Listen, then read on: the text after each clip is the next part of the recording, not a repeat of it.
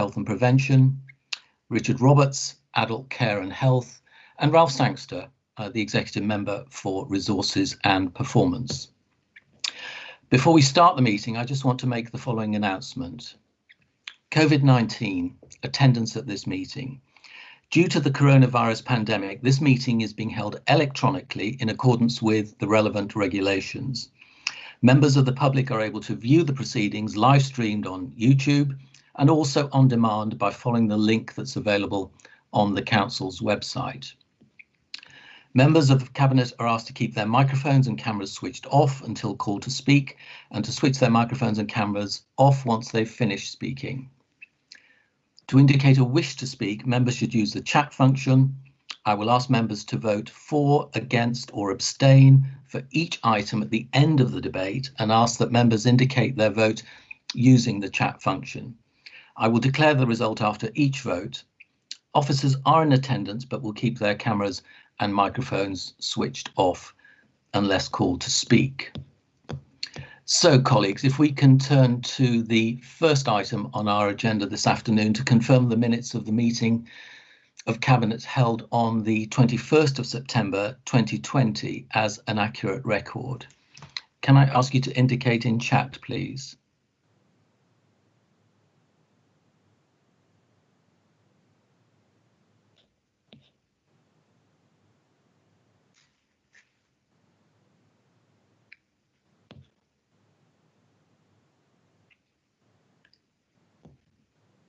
Thank you for that. So that is agreed unanimously. So the second item on our agenda were questions from members of the Council to executive members. There are none. The third item was public petitions. There are none. Members are reminded that all equalities implications and equalities impact assessments undertaken in relation to any matter on this agenda must be rigorously considered prior to any decision being reached on that matter. Equally, I would remind members about their obligations to report any pecuniary or other interests they may have in a particular item. So the first substantive item on our agenda this afternoon is Hertfordshire County Council's response to COVID-19. And I'd ask Ralph Sangster to introduce this, please. Ralph. Thank you, Chair. I'm sure members of the Cabinet will, faced with such a fast-moving situation in relation to COVID, much of this report has already been consigned to history. There are, however, several issues which remain pertinent to which I would like to draw the meeting's attention. Hertfordshire's recovery phase is being led by the Hertfordshire COVID-19 Recovery Coordination Group, chaired by the Chief Executive of Welwyn Hatfield and District Council. The RCG is responsible for coordinating the strategic activities needed to transition back to normality and to enable the restoration of disrupted services at the earliest opportunity. This includes engaging with the business community to support economic resilience and the community leaders to provide public leadership and reassurance. On the 28th of August, the Hertfordshire LEP published its economic recovery plan, Unlocking Hertfordshire, with the purpose of charting a clear route through the short to medium term economic effects of the pandemic.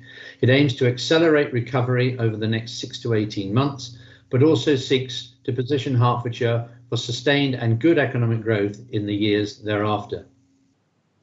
Early years, schools and further education colleges have worked incredibly hard in partnership with the County Council to prepare for the start of the term in September. Over the summer, major works were completed on preparing schools for a full reopening at the start of the current term. Advice was provided on safe operations and infection control to supplement that issued by the Department of Education. The COVID Monitor report attached as an appendix to this report shows that by the second week of term, 87% of primary and 90% of secondary children were in attendance against the national average of 88%. This council also understands that there is a balance to be struck between supporting the local economy and keeping the population safe. Through the proactive action of the LEP, the funding released by the government is being channeled to those sectors of our local economy that need it the most. Through our district councils, support is being provided to the most vulnerable of us in our society. The County Council has been able to maintain existing services other than when required to suspend them nationally and introduce new ones. Billions of pounds have been provided by central government to support local government services. An excellent example of how these funds have been used proactively is in adult social care. Working with the finance team, Adult Social Care have underpinned the care sector in Hertfordshire with the support they needed. Due to the trusting relationship this council has with our valued care providers, we developed a system that provides support at the right time for the additional costs they are incurring.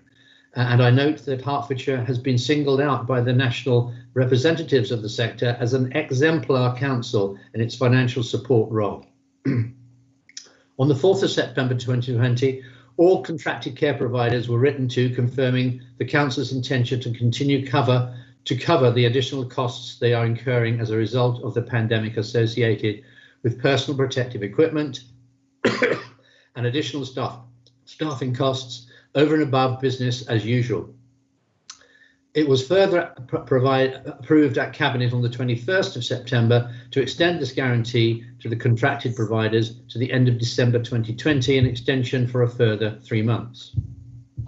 It should also be noted that a report to be considered by the Adult Care and Health Panel will be reviewing further support for the sector until the end of March 2021. At the time of the last COVID-19 update report, no further unconditional funding had been announced. This meant the previously reported total of 54.57 million remains consistent. Since the last report, further detailed guidance has been issued on income support funding. This guidance leads us to believe that a sum of £6 to £7 million will be forthcoming over the autumn and winter period.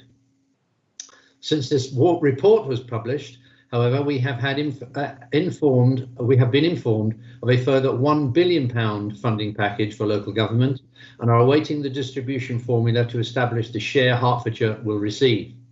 The Financial Monitor provides a snapshot of the funding gap as at the publication of this report, but clearly that will now have changed. Depending on the final distribution of the latest funding package, we anticipate the gap between the costs of responding to the pandemic and receipts received from government will have closed significantly. The medium-term finances of the council remain an area of concern, however, as the national and local economies attempt to bounce back from the recession they are facing. The immediate impact on the collection of local taxes is still hard to measure, with the level of collection fund deficit needing to be funded in future years expected to be significant. Even harder still is the forward projection of tax collected in the medium term, as claimants for council tax reduction schemes are starting to grow. Housing growth is not being delivered at the same rate as previously seen, and business rates are becoming unaffordable, especially in the sectors hit hardest by the lockdown. The table under section 9.3 of the report outlines the medium-term financial position of the council and how it has been impacted by the COVID-19 pandemic. In February, the published budget gap for 2021-22 was £8.1 million. The latest working position is a gap of £20 million, with a further gap of 49 and 44 million in subsequent years. It should be noted that this position assumes there is a significant additional government funding additional government funding support for the council next year. If this is not forthcoming, the financial challenges will be even greater. The IP or budget setting process has already begun to address this shortfall, and opportunities are being explored to close the deficit and balance the council's books. Thank you, Leader. Thank you, Ralph. And you rightly pointed out at the beginning that almost inevitably the items covered in the report have been superseded and other events have come along. And there are a couple that I would wish to highlight for our residents. And firstly, that's that we have stood up a call centre in order to support the contact tracing process. So National Test and Trace after 24 hours, if they're unable to contact our residents, those calls and that data is handed off to a local call centre that we are using to make contact with individuals who may have come into contact with a so-called index case, somebody who's actually caught the virus. And that, I'm really pleased with the way that that's operating. And if the contact centre can't reach residents, then that work is being then in turn handed off to local environmental health officers who are able to use, in traditional terms, their shoe leather to make contact with residents. So I particularly want to highlight that. I think we must also recognise, of course, that the government has introduced an approach to restricting areas of the country, the three-tier system.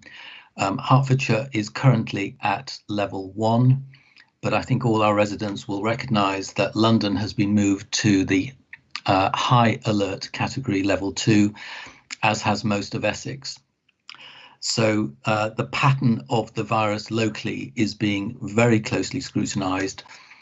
And if our residents want to establish the very latest data for cases and incidence rates across Hertfordshire, then they should look and find our public dashboard, where that information is made available and kept right up to date.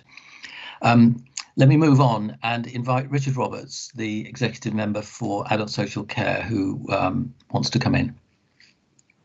Thank you, Chairman. Just wanted to, through you, Chairman, to thank Ralph for a comprehensive overview of the report, and there is actually not very much I need to add, other than it feels that within social care, and particularly within the adult side of things, that COVID hasn't really stopped, and our response to it since February, and that continues to this day and is going to continue for months to come. That means planning for recovery, winter planning, making sure that the Infection Control Fund is appropriately proportioned across our care settings. That, in fact, was nationally recognised how we've done that and applauded by government, so that the second tranche was awarded, was recommended to be awarded right across the country according to the Hertfordshire model. On November the 2nd, my panel will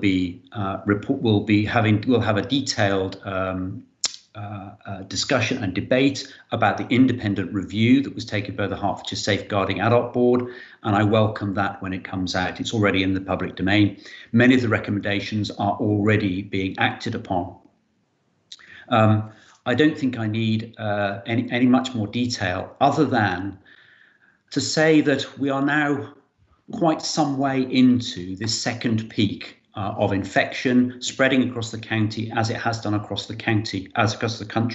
And whilst our levels remain low relative to the rest of the country, they are still higher than they were significantly.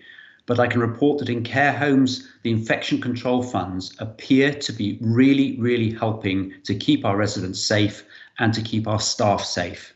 And I hope that continues, but it is huge credit to our care providers and our care workers right across Hertfordshire that at the moment the infection is in the round being kept away from care homes. Many thanks.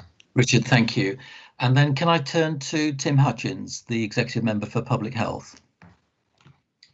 Thank you, Leader. Again, much of what I was going to say has been said, but I would like to reiterate one or two points, if I may. And first start by thanking officers across the county, not just in the Hertfordshire County Council, but in districts and boroughs across the county. We now have, in my opinion, a really effective partnership and network for dealing with the challenges that we have faced and obviously will continue to face. Leader, you mentioned tracking and tracing.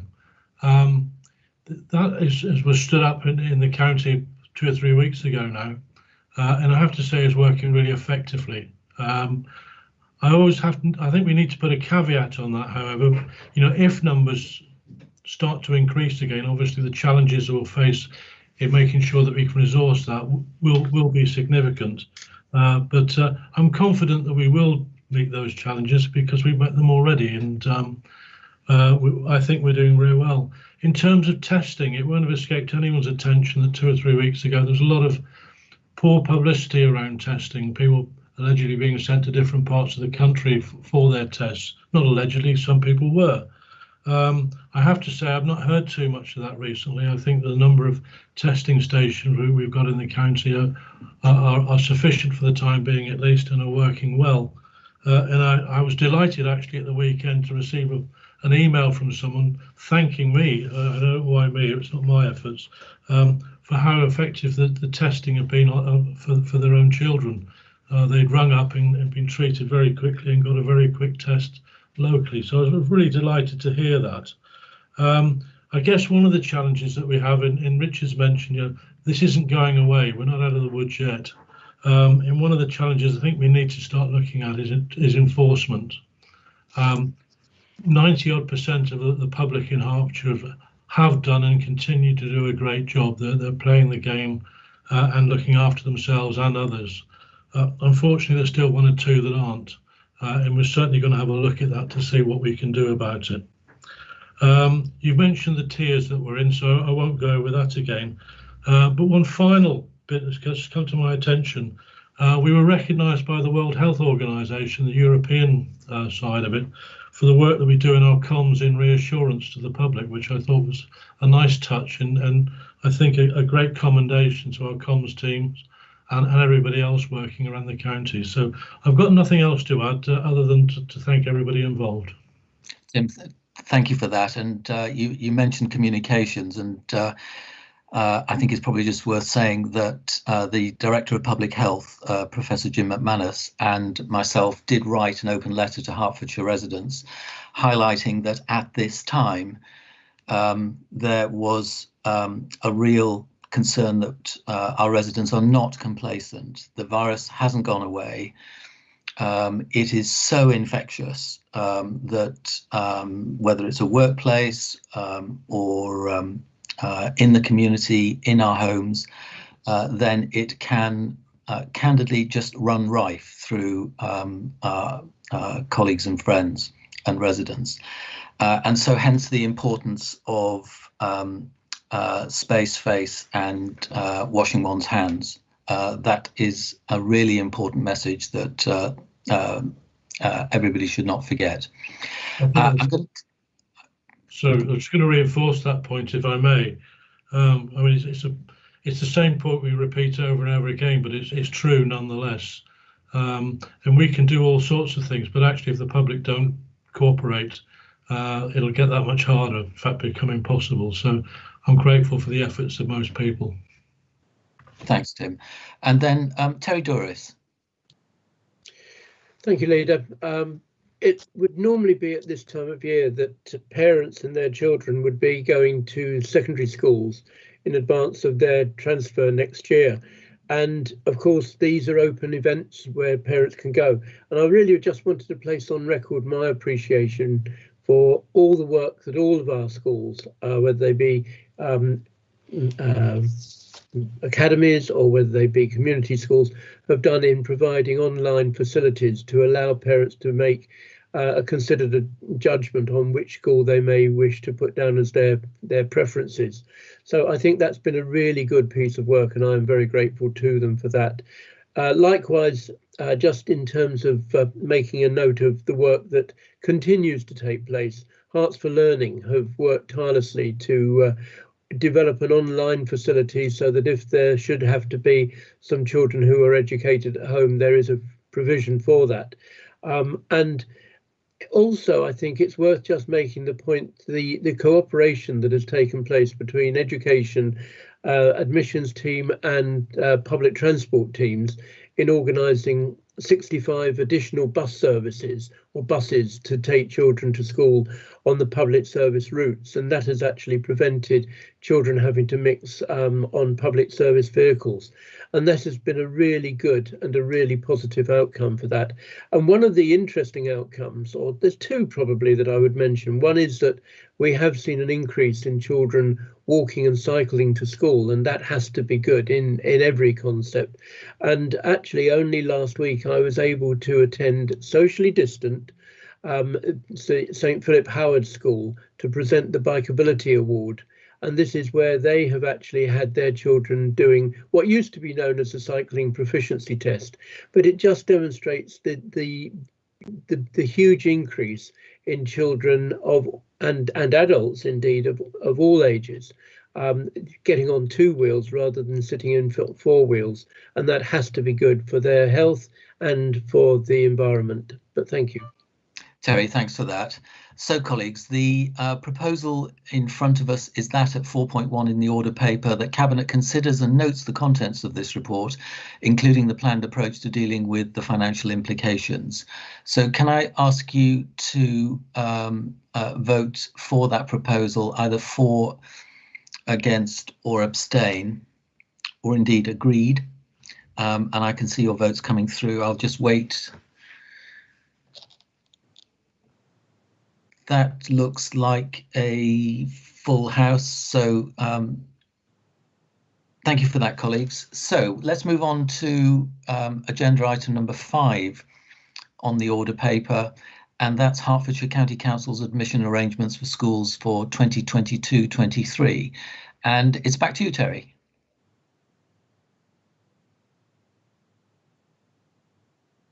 Can't hear you, Terry Doris.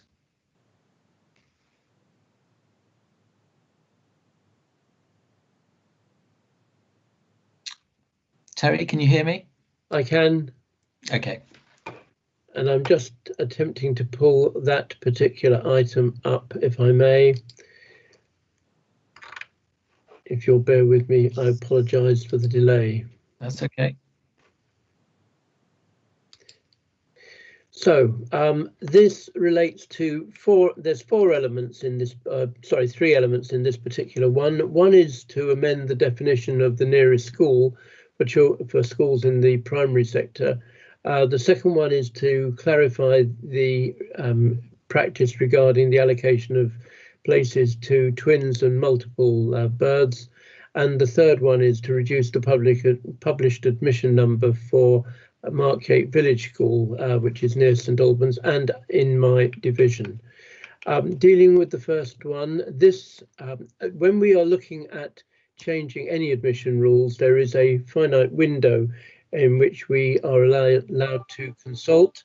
That window starts on the 1st of October and has a period of time, and we have to allow 6 weeks for the consultation. We intend to start our consultation on the 26th of October, and it will complete on the 6th of December. And that is entirely in accordance with the regulations. The first item to amend the definition of nearest schools was brought to us by the Diocese of St Albans, who actually wanted to encourage more local children to be able to enter into their schools, not necessarily being of the Church of England faith. And this change allows this to occur in the incidence of oversubscription of any school, and it applies to the Rule 5. So it is a worthwhile and sensible change that is being proposed. There will, of course, be the opportunity for anybody who disagrees within the appropriate consultation to make their point. But I would also mention that there was no response either for or against from the Standing Advisory Council for Religious Education, which is a statutory consultee. And the bottom line is to allow local children to have priority over children of a faith. The next paragraph, or the next item, is to allow children of multiple births. Now, in the past, we have said that the child has to be the sibling of the last child admitted. We are proposing to change that to being the sibling of any child in being admitted in that year. So that stops children having to go through the awful situation of potentially not being able to get into a school where their sibling is. And the third one is to adjust the published admission number for Mark Yates School. It's a primary school at the request of the school governors and head teacher, to reduce it from just 45 with a pan, which it hasn't achieved for many, many months and many years, down to 30. And the benefit of this is that it allows schools to operate in a financially and organisational way, which is far more attractive and far more beneficial to the school, and gives it a greater level of sustainability. So I would ask Cabinet to agree the proposals contained on the order sheet at 5.1, but happy to take any questions. Thank you, Terry. I'm just waiting to see if anybody's indicating to make any points or ask any questions, and there aren't. So, colleagues, can I ask you, therefore, to consider the recommendation in the order paper at 5.1 and 5.2 and indicate whether you are for, against or abstaining on those items?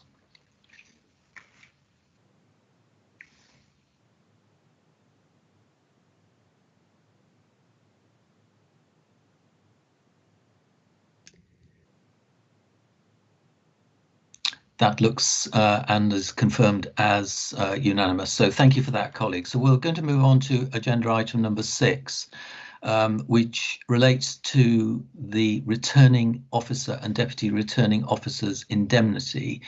Now, this is something I'm just going to introduce. It's a relatively technical matter, whereby we are going to make a recommendation to full council. We have a full meeting of Hertfordshire County Councils tomorrow, and namely that it agrees to grant an indemnity to the Chief Legal Officer acting as the returning officer, together with any deputy returning officers appointed by the returning officer, for any personal liability arising from their appointment by the council as returning officer or deputy returning officers for the elections in 2021 and thereafter.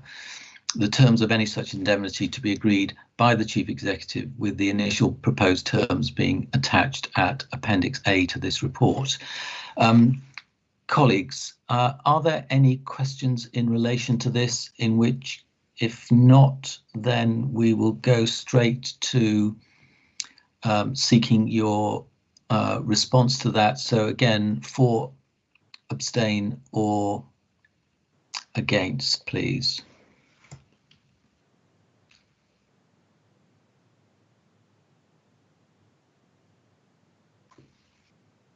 That's unanimously agreed. Thank you, colleagues.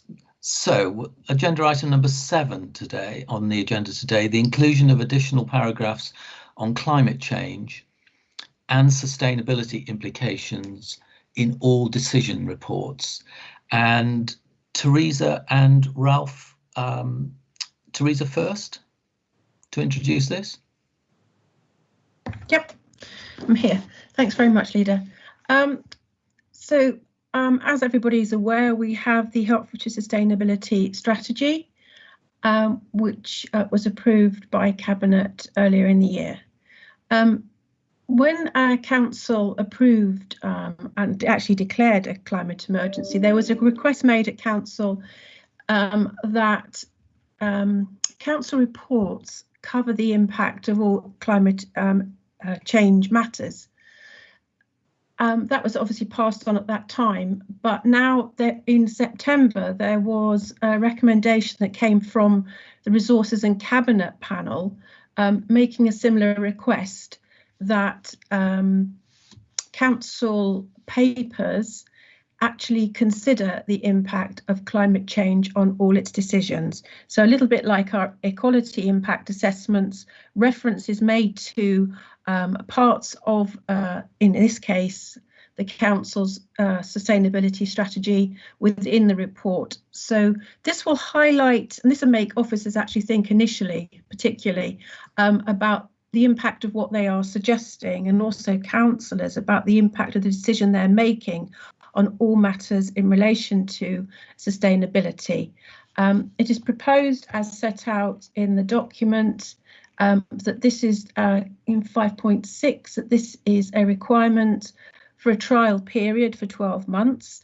And I would fully support this because I think it'll be a good learning curve. Hopefully we won't need it in the future, but initially I think we do need to be reminded about the impact across the board. So thank you.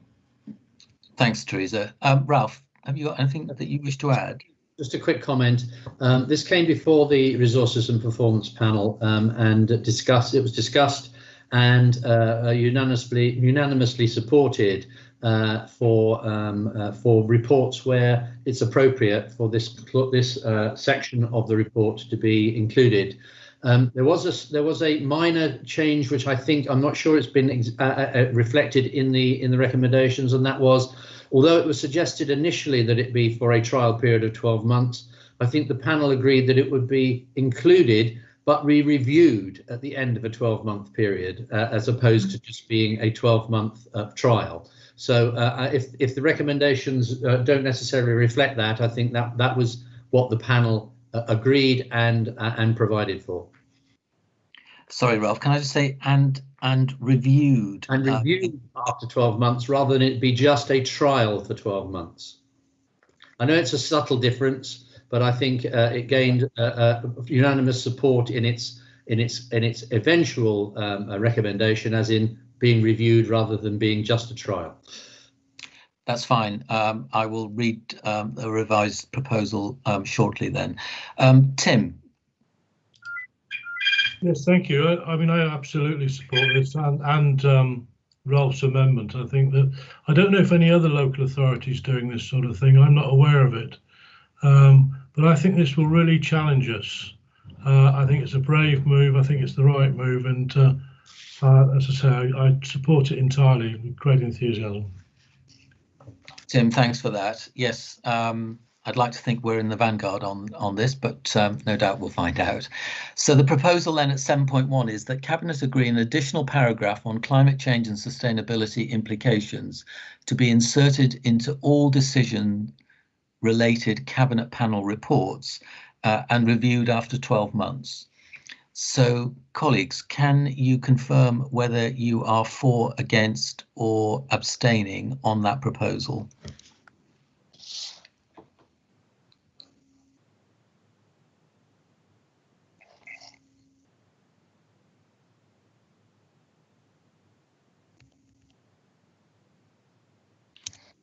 And I think that's unanimous now. Thank you. So we're going to move on to agenda item number 8, the Draft Waste Local Plan and Design Guide, Regulation 18, Public Consultation. And Derek, you're going to introduce this. Good afternoon, Chairman. Thank you very much indeed. This Waste Local Plan is part of a suite of documents comprising the Minerals and Waste Local Plan, which is part of our strategic planning responsibilities. This element went to the panel on the 8th of September, and as it is a strategic plan, today I'm proposing we recommend it to the County Council tomorrow to adopt this recommendation, which is relating to public consultation on the local plan, or at least the waste local plan. It went through the panel without any particular debate. I think everybody recognises we do have to review the waste local plan, and one or two of the key elements in it are delivering some additional policies, particularly in the area of construction waste, where there is a gap in terms of facilities for dealing with this, and there's a specific policy that's been included in this suite of documents to encourage a lot more recycling, reuse of construction and excavation type waste. That's all part of the public consultation, and I recommended to County Council. Derek, thank you. So yes, Terry Hone.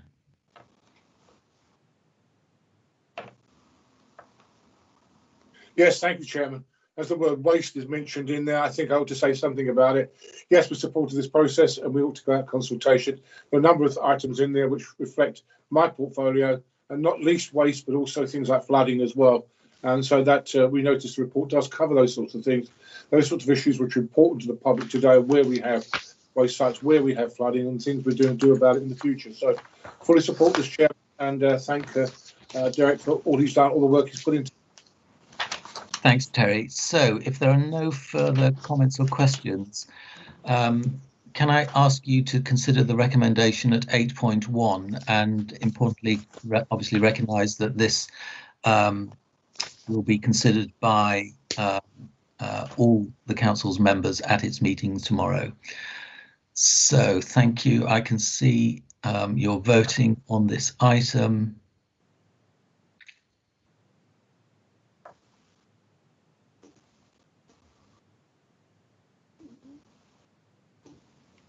And that I'm sure is unanimous. So thank you. Yes, it is. Thank you. So agenda item number 9, approval of the establishment of the Hertfordshire Growth Board and creation of the associated Scrutiny Committee as formal joint committees of the council. And whilst I am the chairman of the Hertfordshire Growth Board, Derek, this came to your cabinet panel. So can I ask you to introduce this? Yes, indeed. I think this is all part of the process of working together in Hertfordshire to deliver sustainable growth across the piece. And the Growth Board is a first step towards that. And I think creation of a formal joint committee comprising of representatives from all 11 authorities is the next step forward in our work with the local authorities in delivering sustainable growth in the county. So I'm very happy to recommend the proposition of the order paper to take it through our processes through the county council, and look forward to the district and boroughs doing the same, so we can set this. We've got an agreed way forward, hopefully by the end of the year. But it is a step forward in joint working for Hertfordshire. Thank you, Derek. And yes, and I'd add, in addition to being a step forward in terms of joint working, it's also quite important to us in terms of our accountability to our residents, but equally to central government, with whom we hope to be able to agree funding arrangements to support our local growth. This has gone through the governance arrangements of the Hertfordshire Local Enterprise Partnership and Watford Borough Council to date. It will go to the County Council tomorrow, which will enable, which will then embed it within the County Council's governance. And between now and mid-December, we expect it to go through the governance arrangements of the remaining district and borough councils. So, colleagues, any questions for Derek or myself on this? If not, can I ask you to consider the proposal at 9.1 in the order paper?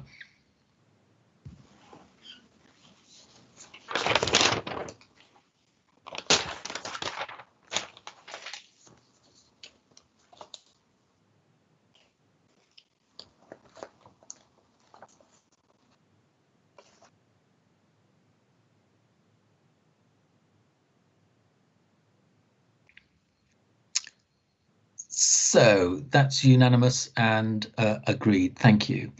So we'll move on to agenda item number 10, the LED street lighting illumination strategy. Phil Bibby. Thank you, Leader. We continue to review how we harness new technology for our street lighting stock as per our 2017 manifesto. And having just agreed a policy to allow members to seek to keep lights on until 2 AM at key locations, such as transport hubs and centres of entertainment, made cost and carbon neutral by dimming from 5 to 6 a.m. in those locations in the morning. We decided that it would be important to review our dimming strategy across the county within the Sustainable Hearts strategy. And this paper provides initial costings. However, a full review is necessary to include safety assessments before proposals can come forward. Whilst the opposition were pushing for piecemeal action, there was agreement to put the recommendations in 3.1 of the report before Cabinet. Thank you, Phil. Any comments or questions, anybody?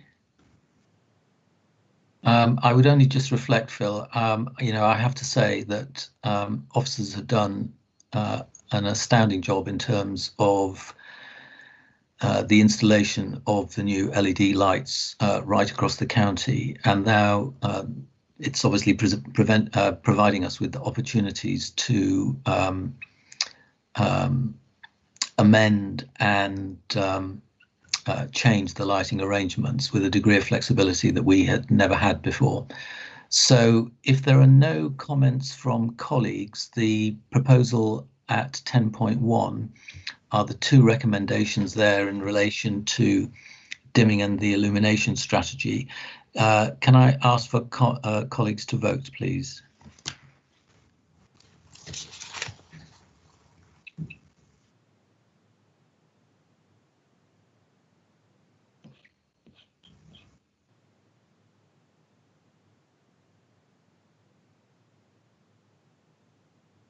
That item's agreed. Thank you.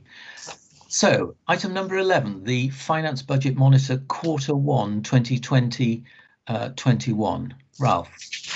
Thank you, Leader. Yes, the Budget Monitor. I've already covered much of the subject matter in this report in my comments on the COVID update earlier in the meeting.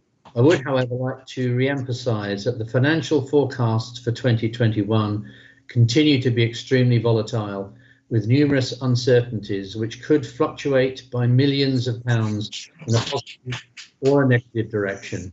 The position is compounded further by the uncertainty on the total amount of funding forthcoming from central government in the autumn spending settlement. I would like to assure members and residents that representations are being made at the highest levels of government to ensure they are aware of the financial needs of the local government sector. The Resources and Performance Cabinet Panel considered this report at its last meeting on the 1st of October 2020 and recommended to the Cabinet that it approve the following recommendations: to agree the proposed approach to funding the cost pressures arising from COVID-19 as set out in section 3.5, subject to the pressure not being able to be met within existing budgets. These will be kept under continual review, and any changes in approach will be reported in future monitors. Approval of a £1.1 million street lighting refurbishment and replacement budget as detailed in section 3.6, and a £108.123 million capital spending be reprogrammed into future years outlined in section 3.1 table 2. And that's my contribution on the monitor, Leader. Well, thank you. Can I invite any questions? I think it's probably worth saying that, and it alludes to something that Ralph mentioned earlier, we had the announcement from the Prime Minister the other day that another £1 billion is destined to be made available to support local government, but as yet we don't know the basis on and the methodology by which that will be distributed. And as far as I'm aware, Ralph, we're still waiting to hear the response to the sales fees and charges submissions that we've made, and whether and exactly how much of that will be, how much of our submission we will be receiving. Yes, we've been asked to make multiple applications for that funding based upon our losses during the period that's relevant. And although the information we have gives headings of those particular areas where we might be able to recover costs, the nitty-gritty of those details are not necessarily as clear. So it's going to be down to a small area of negotiation between ourselves and central government as to whether some are included and some are not. But I did give an indication that at the moment, our expectation is that there's going to be something like £6 to £7 million additional funding for us, but that will be received over the autumn and winter period. Thanks, Ralph. If there are no questions, I would just ask officers to note that at 11.1 small 3, that 108 million relates to capital expenditure being reprogrammed into future years, and if the minutes can reflect that. And then if I can ask colleagues to vote on the proposals at 11.1 in the order paper.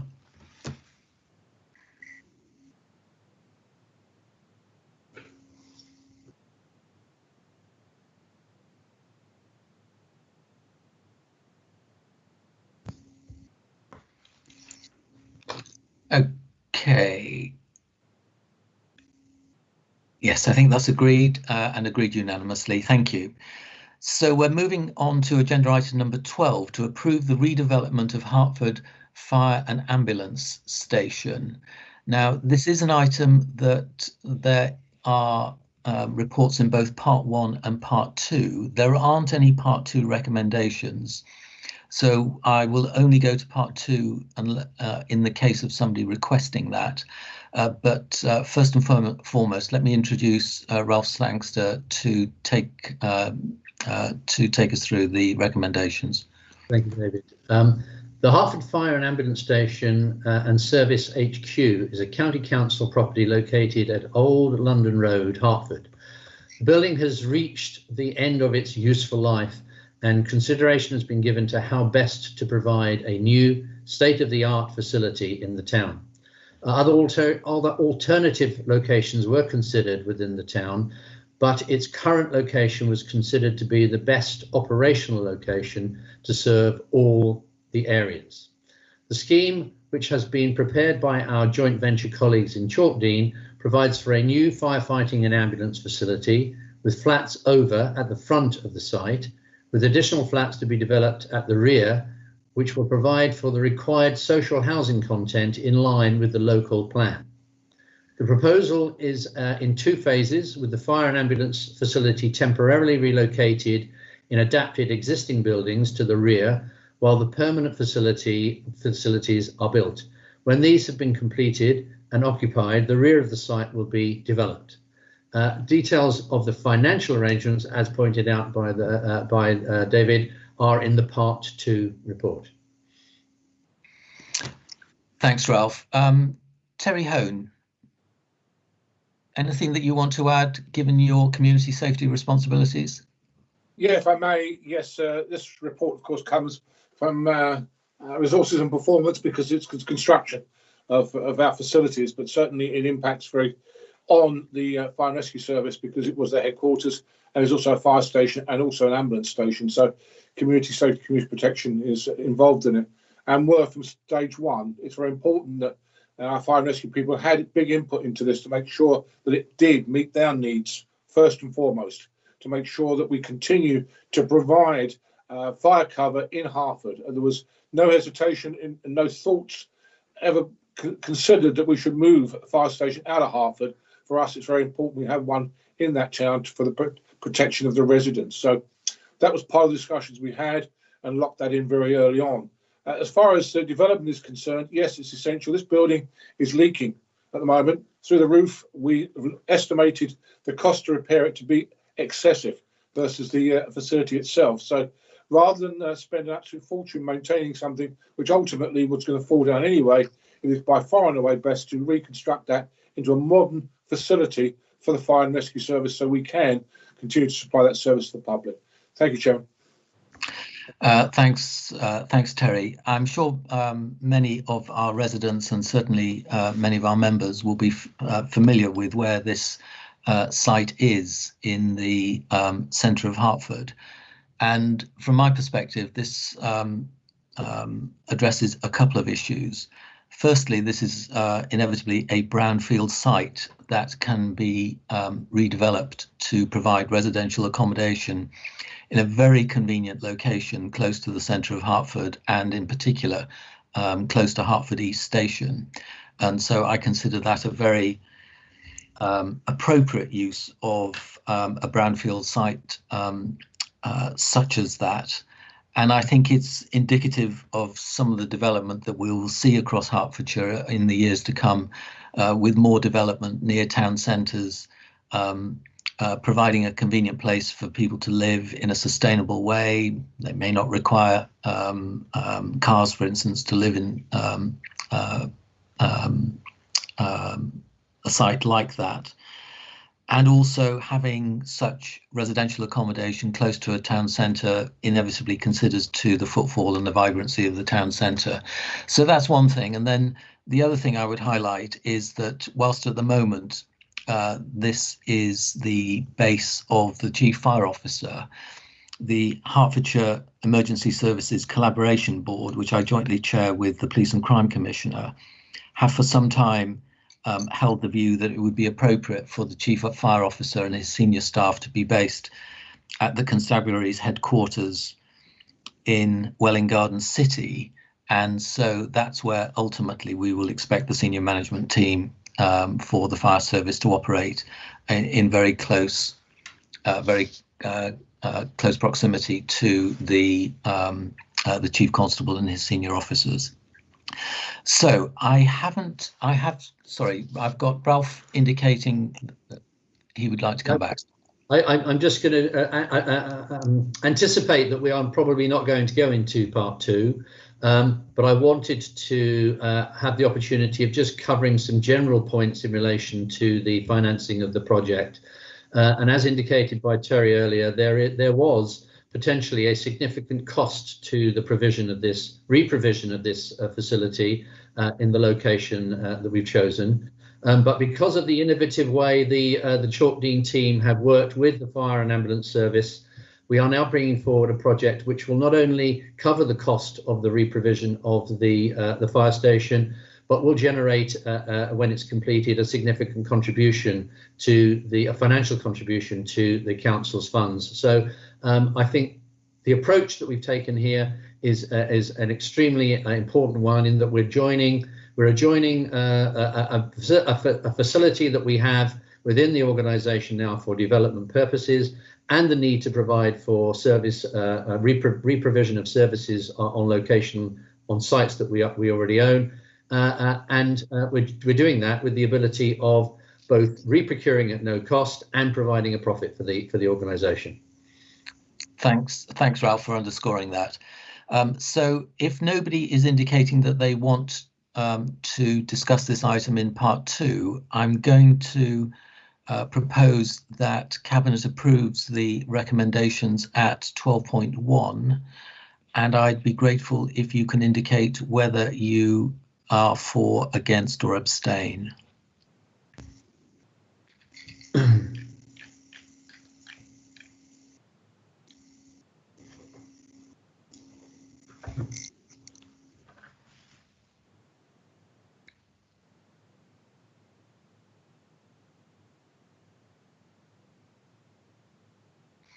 That's agreed unanimously. Thank you. And so we will move on to agenda item number 13, the increase in the Executive Member Board delegated approval limit for Hearts Living Limited small site loans. And again, there is a part two report, but there are no additional part two recommendations. So if anybody does want to go into part two, I'd be grateful if they can indicate. But in the meantime, under part one guidance, Ralph. Thank you, David. This relates to the previous item in so much as HLL is Hearts Living, HLL, which is Hearts Living Limited, is the council's wholly owned property development and investment company. Its principal remit is to ensure that the council receives a greater share of the development potential of the sites that it has designated surplus to its requirements. Formerly, these sites were sold into the open market to developers, and the development profits lost to the council. HLL, through its joint venture with Morgan Sindall, now undertakes the developments of those sites which would formerly have been sold and captures a great formerly have been sold and captures a greater share of the profits for the benefit of the council. The joint venture, however, is limited in the economic size of the developments and sites of less than 20 to 30 units are not a viable option for its business model. To ensure the council did not lose out on these smaller site opportunities, in July 2019, HLL were provided with a loan facility of £5 million to undertake small site developments in-house. The increase in the number of opportunities presenting themselves to HLL has prompted the need to increase that facility. The paper before us provides a new loan facility limit of £20 million, although each development will still be subject to a business case approval before commencement. It's worth noting, at the time when the local government is under increasing financial strain, every opportunity must be taken to ensure it generates best value from its assets. This facility will ensure that HLL is able to undertake a greater number of small site developments, thereby capturing and retaining profits for the council that would otherwise be lost. And as you pointed out, there are detailed information on the financial position of the company and the requirements for the facility in part 2. Are there any questions or comments, colleagues? Or indeed a wish to go into part 2?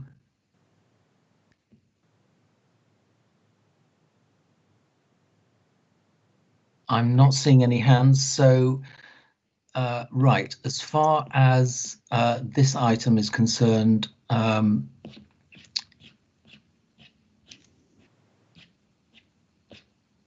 so we're at 13.1 on the order paper, and there are 2 separate paragraphs there. Are you content with those?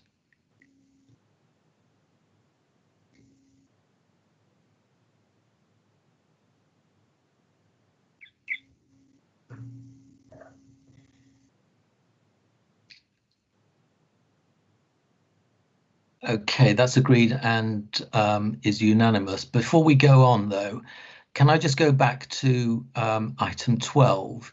And I don't think I made clear that on the order paper at 12.1, there were 4 paragraphs, and I'm assuming that everybody did see the 4 paragraphs, but can I just check and be clear that, and ask you to vote to make sure that you support all of the 4 paragraphs at 12.1 in the order paper?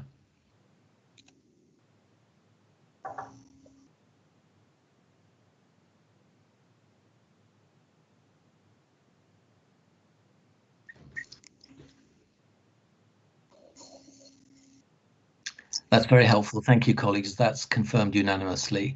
So, as there is no need to go into part 2 to discuss the last 2 items any further, that does conclude our business for this afternoon. So thank you for your contributions, and no doubt we'll see each other very soon tomorrow when we convene for the meeting of the Hertfordshire County Council. Have a good afternoon, everybody.